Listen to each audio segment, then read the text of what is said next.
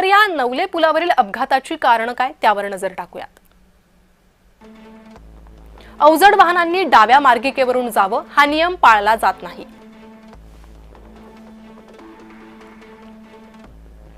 Car चालकांना overtake करण्याची प्रचंड घाई असते, त्यामुळे अनेकदा ट्रक चालकांना जोरात ब्रेक दाबावा लागतो। पावसाळ्यात ब्रेक लागण्यास वेळ लागतो, ही बाब बहुतांश वाहन चालक लक्षात घेत नाहीत। चलान येऊ नये म्हणून सीसीटीव्ही दिसल्यावर अनेक वाहन चालक हे अचानक वेग कमी करतात।